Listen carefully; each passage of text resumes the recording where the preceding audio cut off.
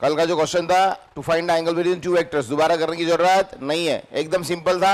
एक बार लगे तो चाहिए तो बता देता हूँ। अगर एक वेक्टर ए है, वेक्टर बी अगर है, और बोलते कि दोनों के बीच में का अगर एंगल निकालो, दोनों के बीच में का अगर एंगल फाइंड करो, हमारे लिए बहुत ही चिल्लर सी सिंपल सी बात हो गई है।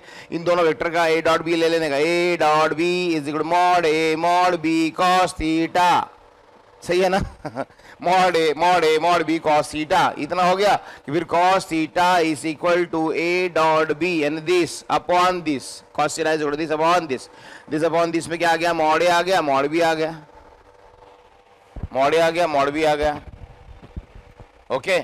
और फिर बाद में भैया क्या कर दे, cos theta is equal to A dot B तो करना आता ही है आपको। ए डॉट बी कैसा करते आपको मालूम है ना, मतलब वेक्टर ए का जो ए रहता है ए एक्स आई, इसको ए एक्स आई बोलता हूँ, इसको ए वाई जे बोलता हूँ, दूसरे वाले कंपोनेंट तीसरे कंपोनेंट को ए जेड के बोलता हूँ। उसी तरीके से वेक्टर बी के भी 3 लिखता हूँ, बहुत रफली लिख रहा हूँ क्योंकि थोड़ा टाइम बचाना है ना बेटा, अभी बहुत हो गया नहीं बार बार 5 चीजें। सो ये और ये तीसरा बी जेड के, तो ए डॉट बी करना है तो सीधा सीधा प्रोडक्ट रहता है वो, ये प्रोडक्ट डॉट प्रोडक्ट बहुत ही आसान है, this into this plus this into this plus this into this, सही है।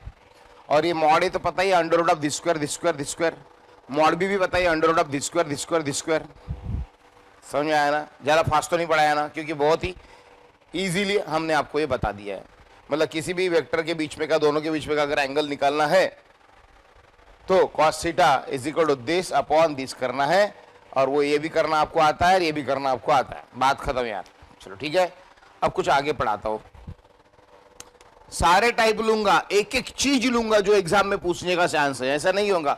आपको भी देखो बड़ी बड़ी वर्कशीट देने वाला हो, आपको मजा आ जाएंगी घर में करने का। अगर वर्कशीट ऐसी होनी चाहिए, बोर नहीं होना चाहिए कि यार सॉल्व करनी है आ नहीं रहे। अभी आपको एक वर्कशीट दूंगा मैं स्केलर वेक्टर चैप्टर की, मस्त वाली, आप मस्त बैठोगे मस्त उसमें 1-1.5 घंटा लेके सॉल्व करोगे उसको, यानी जो सर ने जो पढ़ाया भाई उसका वो नॉलेज को अप्लाई करके अपने को आंसर आ रहा है क्या, आ रहा है क्या। और जैसे जैसे आपको आते जाएंगे आपको मजा आती जाएंगी। इसलिए जो मैं चीजें पढ़ा रहा हूं उसके तो पूरा ध्यान दो, पूरा कंप्लीट ध्यान दो, क्योंकि आपने मेरा एक भी टाइप पढ़ाया हुआ मिस अगर कर दिया ना, अगर आपने एक भी टाइप मिस कर दिया, फिर मैं आपको वर्कशीट दूंगा, आपको उसमें के क्वेश्चन आएंगे नहीं तो आपको बोर होने लगेगी तो आपका इंटरेस्ट निकल जाएगा, फिर बोलेगा नहीं सर फिजिक्स डिफिकल्ट है, जम नहीं रहा है। क्यों अपना नुकसान करते हो यार, क्यों नुकसान करते हो, है ना। तो अभी वर्कशीट देना चालू करूंगा। जो इंटीग्रेटेड प्रोग्राम वाले बच्चे हैं उनको मटेरियल मैंने ऑलरेडी दे दिया, 30 किताबें बैग में भर के दी है, 30 बुक्स दिए मैंने उनको बैग में भर के। उसमें से आपको अभी होमवर्क मिलना शुरू हो जाएगा, पेज नंबर बताया जाएगा, एक्सरसाइज का नाम बताया जाएगा, करके रख लेना।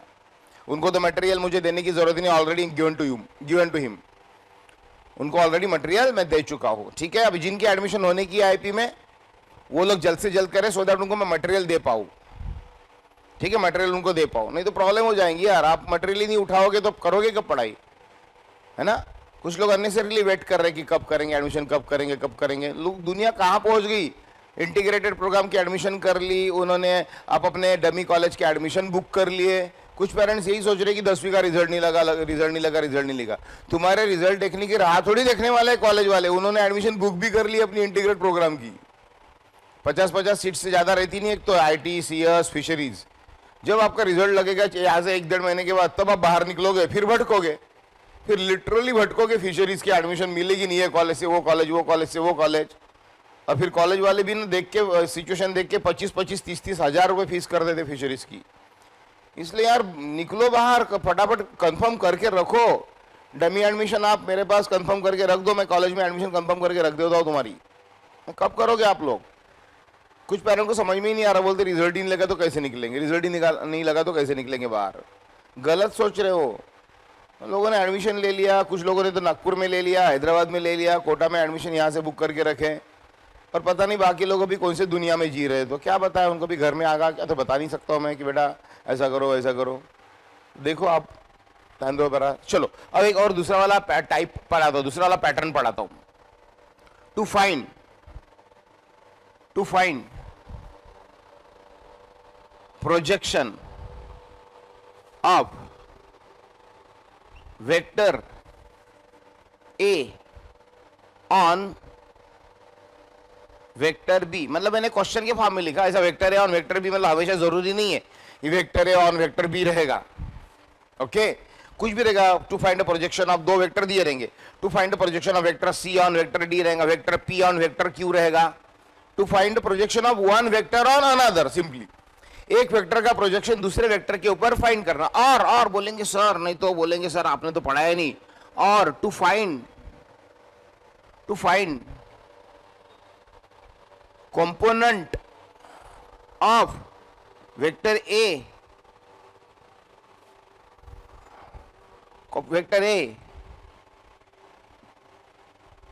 in the direction of vector B.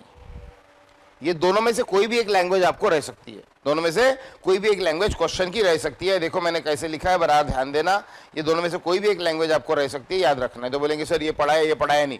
To find a projection of vector A on vector B और to find a component of vector A in the direction of vector B. क्या बात है भैया, ये सुनो इधर, सुनो। डॉट प्रोडक्ट चल रहा है, क्रॉस प्रोडक्ट अभी मैंने शुरू नहीं किया है। डॉट प्रोडक्ट से रिलेटेड जो भी पूछने के चांसेस है, डॉट प्रोडक्ट से रिलेटेड जो भी पूछने के चांसेस है, पूरे करवा के दे रहा हूं पहले।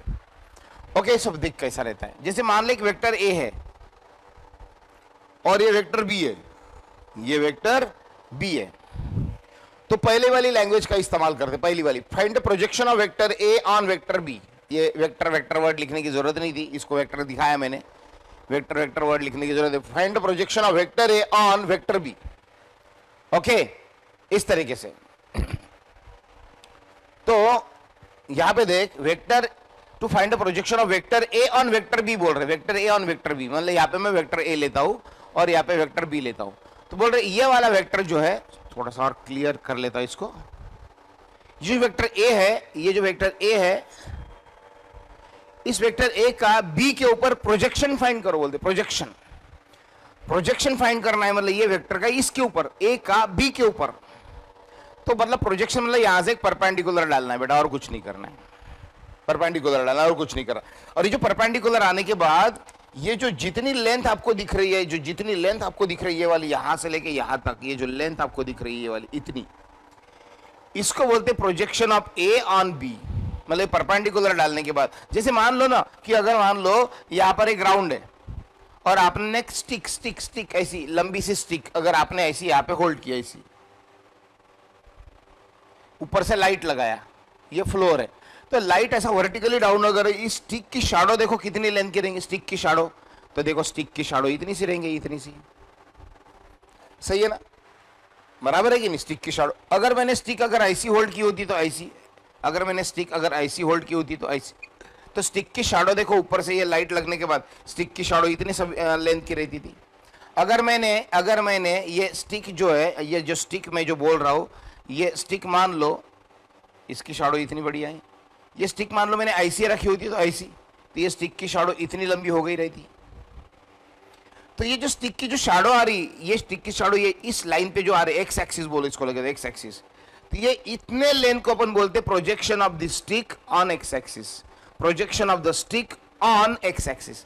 और इसको मैं अगर वेक्टर ए और इसको अगर मैं वेक्टर बी बोलूं तो this will be called as projection of vector A on B, projection of vector A on B.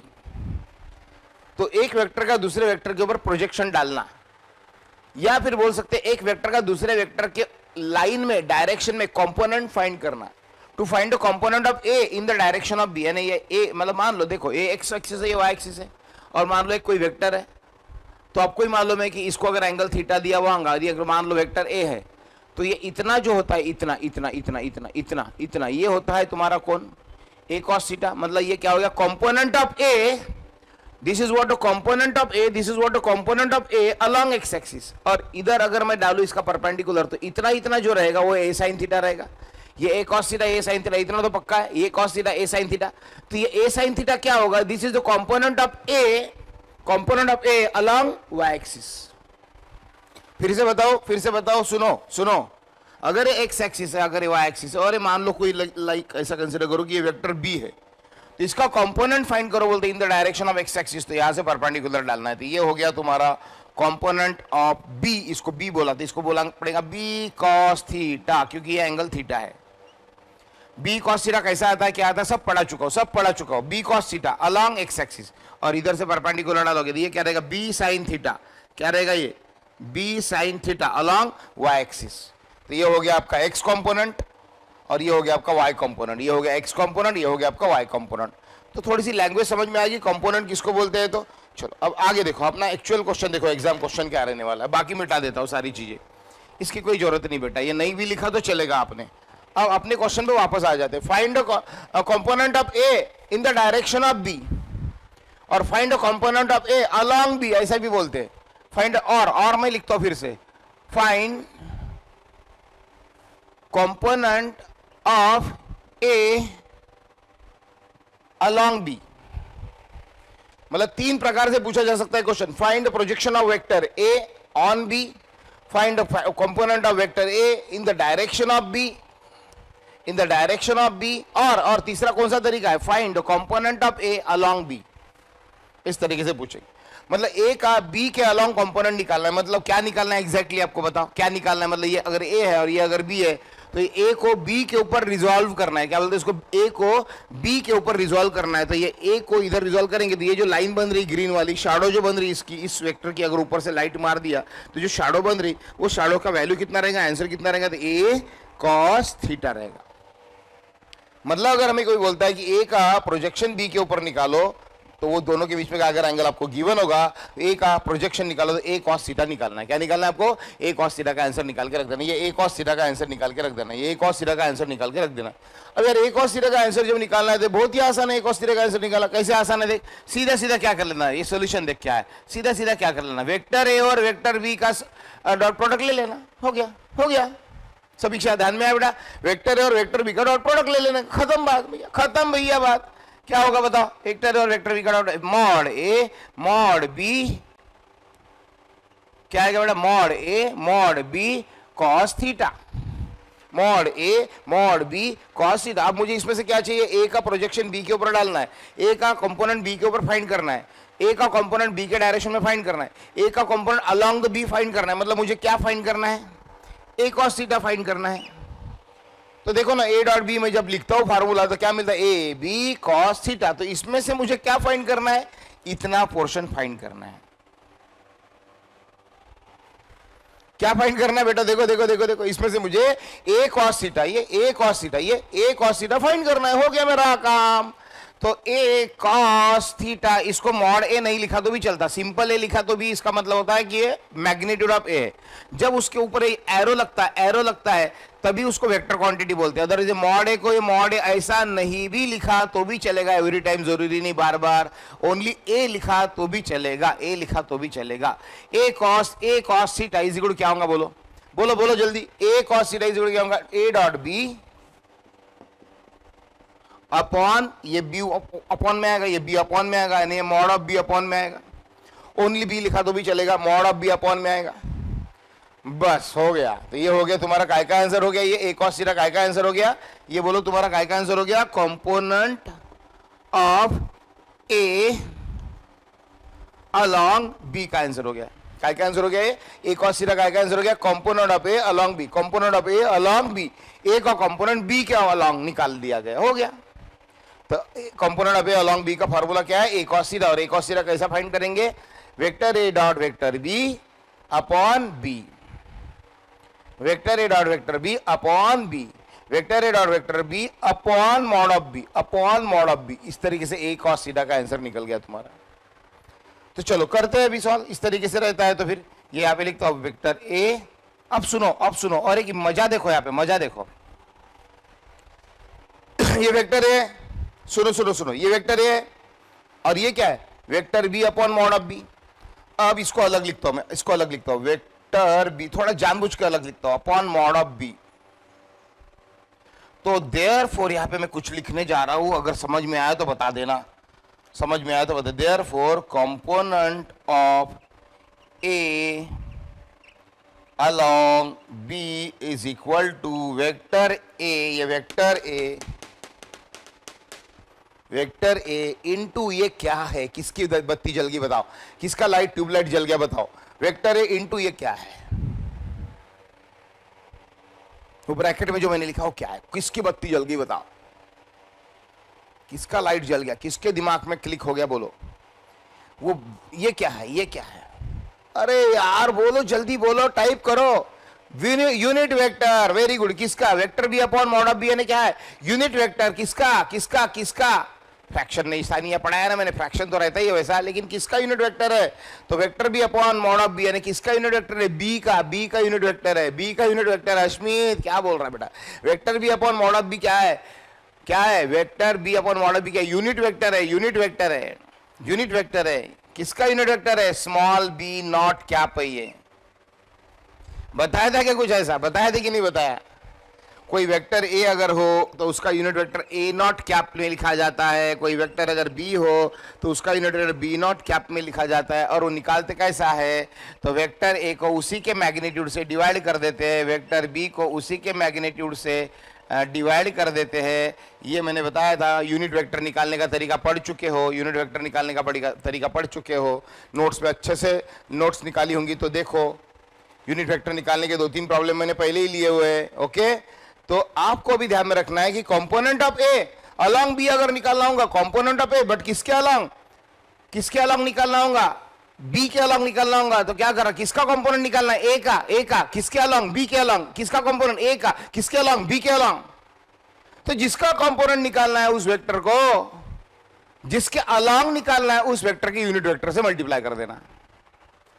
जिसका कंपोनेंट निकालना है उस वेक्टर को जिसके अलोंग निकालना है उसके यूनिट वेक्टर से मल्टीप्लाई कर देना। मतलब वेक्टर ए को उस दूसरा जो वेक्टर जिसके अलोंग निकालना है उस वेक्टर के यूनिट वेक्टर के साथ उसको मल्टीप्लाई कर देना। यानी मल्टीप्लाई करने से क्या होगा? वैल्यू नहीं बदलेगी क्या सर? वैल्यू नहीं बदलेगी क्या? नहीं बदलेगी वैल्यू। वेक्टर ए को कुछ मल्टीप्लाई करेंगे तो वैल्यू नहीं बदलेंगे? नहीं बदलेंगी। क्यों नहीं बदलेंगी? क्योंकि ये बी नॉट कैप कौन है? यूनिट वेक्टर है। यूनिट वेक्टर की मैग्नीट्यूड क्या रही थी? 1।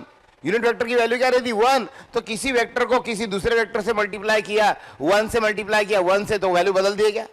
10 1 जा 10 ही आएगा, 7 1 जा 7 ही आएगा। समझ में आ रहा?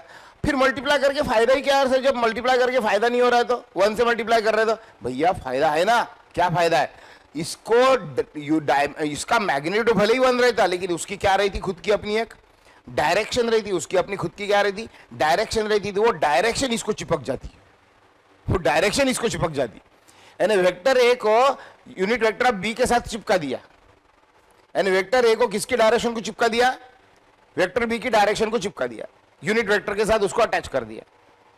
यानी वेक्टर ए को वेक्टर बी के गाड़ी में बिठा दिया, ट्रेन में बिठा दिया, वेक्टर ए को इसके गाड़ी में बिठा दिया, यानी उसके डायरेक्शन में बिठा दिया, ऐसा उसका मतलब है। तो vector A into unit vector of B naught हमने कर यूनिट वेक्टर ऑफ बी कर दिया। तो अभी थोड़ा सा ना न्यूमेरिकल के फॉर्म में बात करते हैं, ये तो थ्योरी बहुत हो गई। वाले स्क्रीनशॉट मार लो भैया, बड़ा इंपॉर्टेंट है सारा कुछ लिखा हुआ। अब स्क्रीनशॉट मार लो, मतलब उसमें भी सारी चीजें अलग अलग है, ये अलग से नोट कर लेना चाहिए। तो आपको एक बार देखो, ये क्वेश्चन अलग है, इसी को और में मैंने ऐसा लिखा हुआ आया, फिर इसी को और में मैंने ऐसा लिखवाया।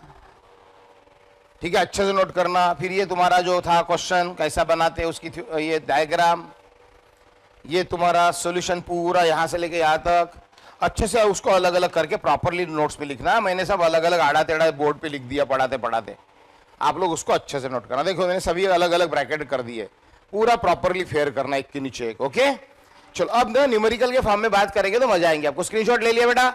स्क्रीनशॉट फटाक से, आपको सेल्फी निकालने में तो बहुत माहिर हो आप लोग, है कि नहीं? स्क्रीनशॉट आपके लिए कौन सी बड़ी बात है? फटाक से निकाले। Okay, Twinkle, twinkle, little star, how I wonder what you are.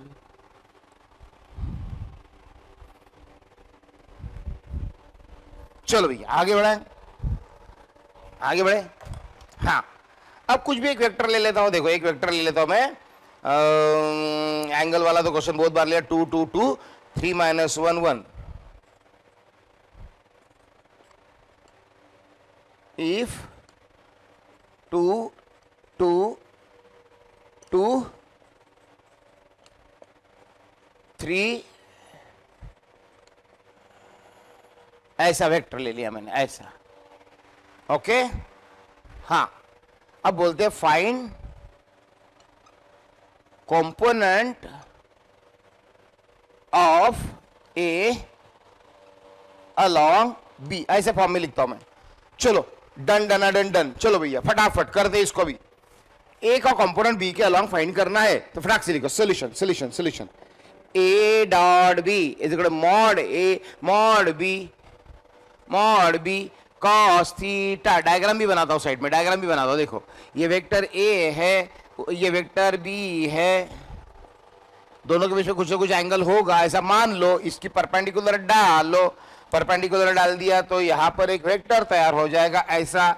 इसको बोलते हैं ए कॉस थीटा, और वो ए कॉस थीटा ही हमें फाइंड आउट करना है, उसको ही बोलते कंपोनेंट। तो अब आपका ए कॉस थीटा यहां से निकलेगा, देखो ये ए कॉस थीटा यहां से निकलेगा, ये ए कॉस थीटा निकलेगा, तो therefore A cos theta is equal to A dot B upon ये मैग्नीट्यूड ऑफ बी, ऐसा यहां पे आएगा। बस इतना ही लिखो। तो ये ए डॉट बी को ही क्या बोलते, ए कॉस थीटा को क्या बोलते, component of A along B बोलते इसको, component of A along B बोलते इसको। अब ए डॉट बी करो, अभी बहुत ही आसान है यार आपके लिए। ए डॉट बी है, इनका ए डॉट बी करो, दिस इंटू दिस, डायरेक्ट लिखो क्या, बोले यार कि लिखो पूरा डिटेल में बोर करते हुए, कि लिखो डायरेक्ट बच्चा, दिस इंटू दिस, डायरेक्ट लिखो क्या, बोलो लिखो क्या डायरेक्ट। नहीं तो बोलेंगे सर बहुत धड़ाधड़ डायरेक्ट स्टेप्स ले रहे हैं, हमको समझ में नहीं आ रहा, फास्ट पढ़ा रहे, इसलिए मैं आपसे पूछ रहा हूं यार, लिखो क्या direct, A dot B direct लिखो क्या अनुश्री, ओके चलेगा, हाँ okay direct, this into this, 3 to the 6, 2 into -1 यानी -2, 2 1 जा 2, ओके।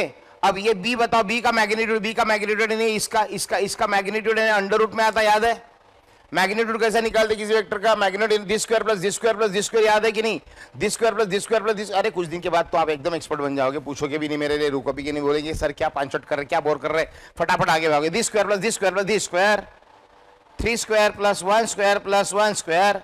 मैग्नीट्यूड निकालते समय माइनस का कोई रोल नहीं, क्योंकि स्क्वायर ही होने वाला है, स्क्वायर होने के बाद माइनस का प्लस ही होने वाला है, दिस स्क्वायर। चलो भैया आगे चलते हैं, therefore component of A along B का आंसर आ रहा है हमारा 2 - 2 कैंसिल करेंगे, ऊपर बचा 6, नीचे आया 1 + 1 2, 2 + 9 11, रूट में आया 11, तो ये आ गया तुम्हारा आंसर 6/√11, ओके यस 6/√11। अब सुनो एक इंपॉर्टेंट चीज, बहुत कम बच्चे जानते हैं, वो मैं आपको बताने जा रहा हूं, बहुत कम बच्चे।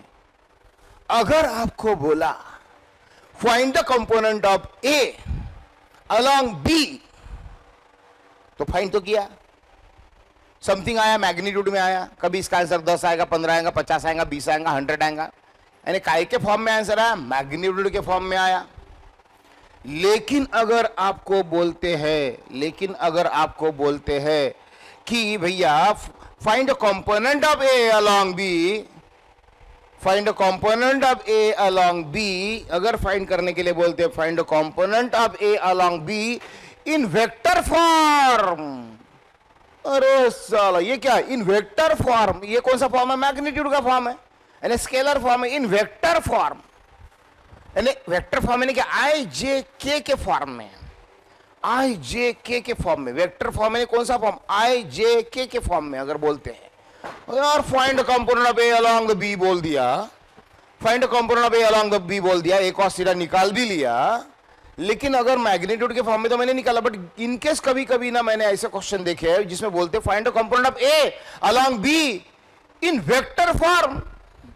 साला वेक्टर फॉर्म बोले तो आईजे के कैसा लगा रहे, इसको भी आईजे के कैसा लगाया जाए, तो उसका मतलब क्या है सुन ले।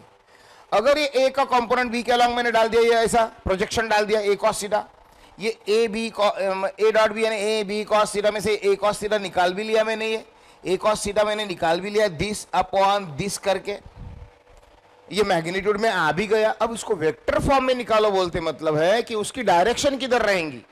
ये जो आंसर आया ये कितना था बेटा, देख अब सुन ले, मजा देख।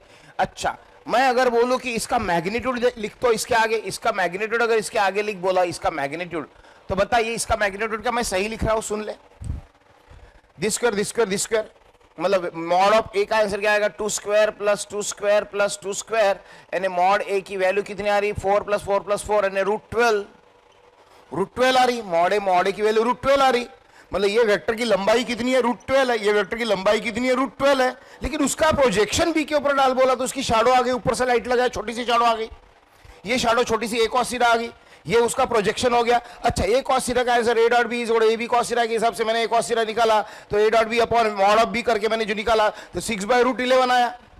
मतलब ये शैडो का जो आंसर भी मैंने निकाला यार 6/√11 अराउंड कितना होता है √11 की मैं बात करूं तो 3 पॉइंट समथिंग आएगा, 3.3 ले लो, मतलब 6/3.3 मैं करूंगा तो 6/3 रहता तो 2 आता था, ये 1.8 वगैरह आएगा, कुछ रफली कर रहा हूं।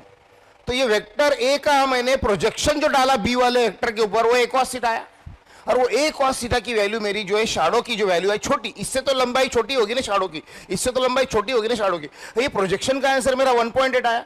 मेरे एक्चुअल में सही तरीके से देखा जाए तो मेरा वेक्टर ए जो था उसकी लंबाई कितनी थी, यानी उसका मैग्नीट्यूड कितना था √12 था। अब √12 की बात करना तो यहाँ पे √12 की बात करें तो 4 3 12 होता है, मतलब 2√3। अब 2√3 को थोड़ा सा मैं लिखने की कोशिश करता हूं, 2√3 यानी 1.732 अगर मैं 2 को मल्टीप्लाई करूंगा तो 17 2 34 यानी 3.5 के आसपास आ रही है, मतलब ये मीटर में ले लेता हूं, मीटर में, ये भी मीटर में। सुन ले प्रैक्टिकल लेके चल रहा हूं, ऐसे नहीं कि a डॉट बी कर दिया तो हो गया भैया, निकालो ऐसा कंपोनेंट, क्या हो रहा है एग्जैक्टली देख। तो ये मेरी 3.5 मीटर लंबाई वाला वेक्टर, ये मॉड ऑफ ए ने 3.5 मीटर लंबाई वाला वेक्टर जो है उसकी शैडो ने उसका प्रोजेक्शन जब बी के ऊपर डाला तो 1.8 मीटर का आया, वो 1.8 मीटर का वेक्टर आया, मतलब उसकी शैडो। तो ये हो गया उसका component of A along B हो गया, component of A along B हो गया, ये 3.5 मीटर 1.8 में आया। चलो मैग्नीट्यूड तो आ गया भैया तेरा, component of A along B का आंसर तो आ गया। बट अगर बोलते कभी एग्जाम में कभी कभार ऐसा पूछा है, वहां पे बच्चे गड़बड़ा गए हैं, find the component of A along B, find the component of A along B in vector form, in vector form. अरे यार सर ये 1.8 मीटर जो है ये मैग्नीट्यूड में है, इसको वेक्टर फॉर्म में लिखो बोले तो कैसे लिखेंगे, इसको आईजेके ही नहीं लगे हुए, इसको आईजेके ही नहीं लगे, unit vectors of along X axis Y axis Z axis गायब पिच कर दिए, तो ये तो मैग्नीट्यूड हुआ, उसको वेक्टर फॉर्म में मैं अभी कैसा लिखूं, सब निकाल के हो जाने के बाद, सारा सॉल्व हो जाने के बाद, मतलब इसको आईजेके में कैसे लगाऊं। तो पहले तो ये सोच के बताओ ये जो आंसर तेरा आया ये किसके अलोंग आया, ए का जो ये प्रोजेक्शन आया, ए की जो शैडो आई वो किसके अलोंग आई, बी के अलोंग आई, मतलब ये 1.8 मीटर की डायरेक्शन किधर है, ये 1.8 मीटर की डायरेक्शन है, किसकी डायरेक्शन, ए की डायरेक्शन की बी की डायरेक्शन, ए की डायरेक्शन की बी के direction, component of A B के अलोंग फाइंड करने के बाद जो 1.8 आया 3.5 का शॉर्ट होके रिड्यूस होके जो 1.8 आया उसको किसकी डायरेक्शन मिली, करेक्ट बेटा अनुश्री, उसको किसकी डायरेक्शन मिली, बी की डायरेक्शन मिली, मतलब इसको मैं बी की डायरेक्शन चिपका सकता हूं, इसको मैं बी के ट्रेन में बिठा सकता हूं, बिठा के चलो को भगा दो उसको बी के ट्रेन में, बोले तो बताओ क्या करना पड़ेगा, इस मैग्नेटिड को क्या चिपकाऊं, इस मैग्नेटिड को क्या चिपकाऊं, आईजेके लगाने के लिए, आईजेके ने उसको यूनिट उसको आईजेके चिपकाने के लिए मैं क्या करूं, कौन बताए, कौन बताए। इसको वेक्टर के फॉर्म में अगर बोलते कि find component of A along B इन, नया क्वेश्चन, इन वेक्टर फॉर्म अगर बोल दिया अगर एग्जाम में तो एबीसीडी ऑप्शन में 1.8 कहीं पे नहीं मिलेगा तुमको, 1.8 नहीं मिले, आईजेके वाले एबीसीडी मिलेंगे। तो बताओ इस 1.8 को मैं यूनिट 1.8 को मैं किसकी डायरेक्शन चिपकाऊं, जिसके डायरेक्शन में वो है, यानी किसकी, सही बोला चेतन, यूनिट वेक्टर ऑफ बी से मल्टीप्लाई कर दो उसको, यूनिट वेक्टर ऑफ बी से 1.8 को बी नॉट कैप से मल्टीप्लाई कर दो, खिस्सा खत्म कर डालो साले का, समझ में आ रहा बात। तो सिंपली उसको मैं बी नॉट से मल्टीप्लाई करो, बी नॉट कैप से, बी नॉट कैप यानी क्या होता, vector B upon mod of B, क्यों होता है यूनिट वेक्टर, ऐसा तो मालूम है ना, 20 रुपए के 5 पेन तो एक पेन कितने का, 20 रुपए के 5 पेन तो एक पेन 4 रुपए का कैसे निकाला था, पूरे 20 रुपए को पूरे नंबर ऑफ पेन से डिवाइड कर दिया था, यानी पूरे के पूरे वेक्टर बी को पूरे के पूरे मैग्नीट्यूड ऑफ बी से डिवाइड कर दिया तो यूनिट वेक्टर ऑफ बी निकल जाता है, ये स्टोरी ऑलरेडी पढ़ चुके हैं। तो यूनिट वेक्टर ऑफ बी से चिपका दो, बी नॉट कैप उसको मल्टीप्लाई कर डालो, उसको उसकी डायरेक्शन मिल जाएंगी। अच्छा बी नॉट से मल्टीप्लाई कर दे 1.8 को तो 1.8 की वैल्यू बदल जाएंगी क्या, मल्टीप्लाई करने से वैल्यू बदलती है लेकिन नहीं बदलेंगे क्योंकि बी नॉट कौन है, यूनिट वेक्टर है, उसका मैग्नीट्यूड 1 है, 1 से किसी चीज को मल्टीप्लाई किया तो वैल्यू बदल दिए क्या, नहीं, 10 1 जा 10, 20 1 जा 20, 100 1 जा 100, यानी वैल्यू भी नहीं बदलती। फिर सर वैल्यू नहीं बदली तो मल्टीप्लाई करके फायदा क्या है, अरे वैल्यू नहीं बदली लेकिन डायरेक्शन तो मिल गई बेचारे को, तो बी नॉट कैप से चिपका दो। अब सुन ले, मेरे पास शायद मेरे पास तैयार भी होगा, नहीं तैयार होगा तो लिख लेते हैं। चलो समझ में तो आ गया, स्क्रीनशॉट मारो, आगे चलता हूं। चलो यहां पे देख, फिर इसको इक्वल टू में लिखता हूं 1.8 इंटू बी नॉट क्या, बी नॉट क्या, बी नॉट क्या अपने vector B upon mod of B यानी 3i minus J plus K upon square root of 3 square plus 1 square plus 1 square, यानी ये आ गया तुम्हारा 1.8 into 3i minus J plus K upon root में आया तुम्हारा 9 plus 1 plus 1, 9 plus 1 10, 10 plus 1 11, root 11।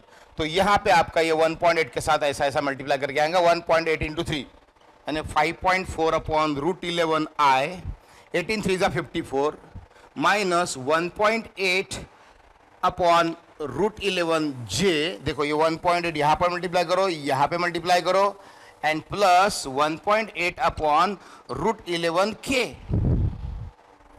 ऐसा। अब ये जो आंसर आएगा, ये आंसर तुम्हारा हो गया component of A along B in vector form, यानी उसको डायरेक्शन भी मिल गई। उसके लिए 1.8 के आंसर को मुझे क्या करना पड़ा, यूनिट वेक्टर ऑफ बी से मल्टीप्लाई करना पड़ा।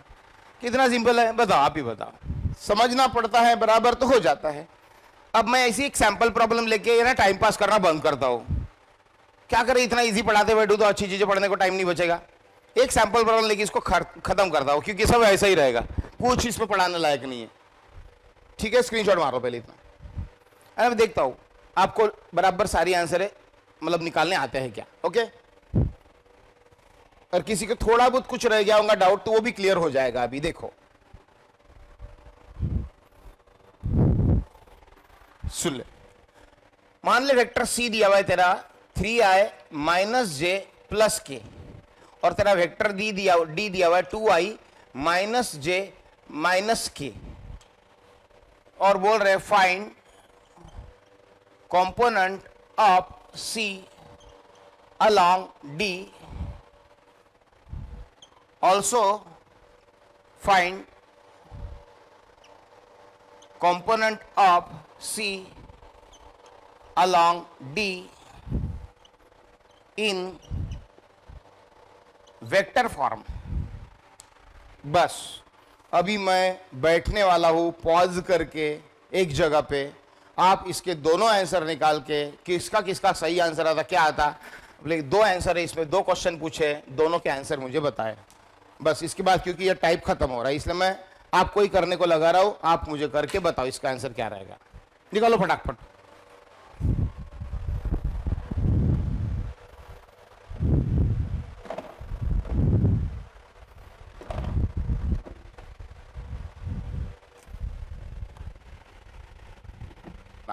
तो ये वेक्टर डी और ये वेक्टर सी, सी का प्रोजेक्शन डालना है डी के ऊपर, मतलब ये आपको निकालना है, एक्चुअली निकालना है सी कॉस थीटा, मतलब आपको एक्चुअल में क्या निकालना है, सी कॉस थीटा निकालना है। सी कॉस थीटा निकालने के लिए क्या करना पड़ेगा, सी डॉट डी का फॉर्मूला लिखना पड़ेगा, mod C mod D cos theta. तो ये सी कॉस थीटा निकालना पड़ेगा, तो C cos theta is equal to mod C mod D, sorry vector C vector D का मल्टीप्लीकेशन अपॉन में mod D, this C cos theta is equal to this upon mod D.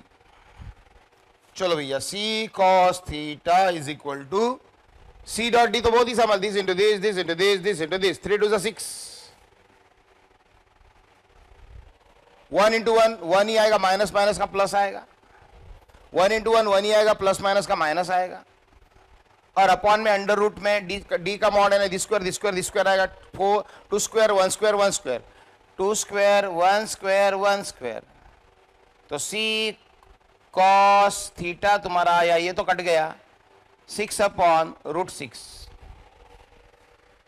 मतलब projection of C along D तुम्हारा आ गया root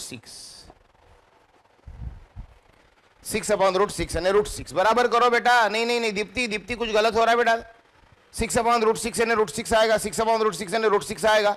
अब उसको direction चिपकानी है, क्योंकि किसके डायरेक्शन में उसको प्रोजेक्ट किया, डी के, मतलब डी के डायरेक्शन चिपका दो उसको। डी के डायरेक्शन चिपकाने का मतलब now projection of C along D in vector form. Vector form पूछ लिया तो क्या करोगे, है ना, पूछ लिया तो क्या करोगे फिर, तो √6 को आप डी कैप से मल्टीप्लाई करोगे, यानी डी कैप मतलब यूनिट वेक्टर ऑफ डी चिपका दोगे, डी कैप से मल्टीप्लाई करोगे, डी नॉट कैप से मल्टीप्लाई तो √6 इंटू डी नॉट कैप यानी क्या होता है, vector D upon mod of D. किसी भी चीज का यूनिट वेक्टर निकालना है, उसके पूरे वेक्टर को उसी के मैग्नीट्यूड से डिवाइड करना, यानी वो वेक्टर फिर उसी डायरेक्शन में सिर्फ वन मैग्नीट्यूड को रिप्रेजेंट करता है, वन को। ओके ओके ओके, तो ये हो गया तुम्हारा भैया √6 और D vector D upon mod of D लिखो, ये वेक्टर डी 2i माइनस जे माइनस के कैप अपॉन अंडर रूट में 2 स्क्वायर यानी 4, 1 स्क्वायर यानी 1, 1 स्क्वायर यानी 1, √6 और यहां पर आ गया तुम्हारा ये 2i कैप माइनस जे कैप माइनस के कैप अपॉन रूट में आया तेरा 4 + 1 + 1 6। अब देखो सिंपली ये √6 कैंसिल ही हो गया, तो 2i माइनस जे माइनस के तुम्हारा फाइनल आंसर। उसको यूनिट वेक्टर दे दिया, ये आ गया।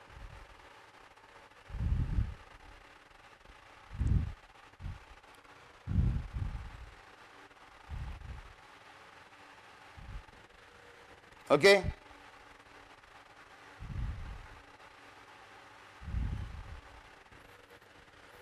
इस तरीके का आया।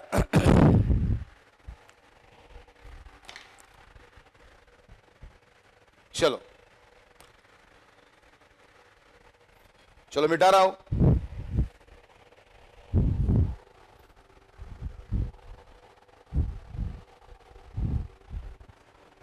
चलो आगे चले। ओके अब आगे मैं पढ़ाने वाला हूं क्रॉस प्रोडक्ट।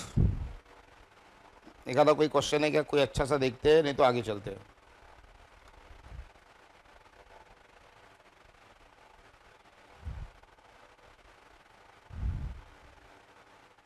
ठीक है, अब देखो बेटा ध्यान दो इधर।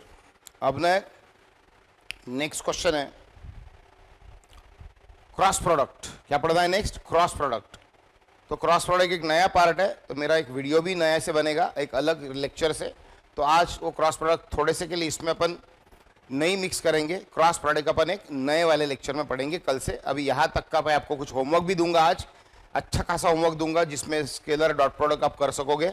और कल से ना मैं आपको एक क्रॉस प्रोडक्ट पढ़ाऊंगा जो इससे भी इंटरेस्टिंग है, कल का अपन लेक्चर में पढ़ेंगे, ठीक है। हाँ नहीं उसका अपन बताएंगे, डिसीजन लेंगे थोड़ा सा। ओके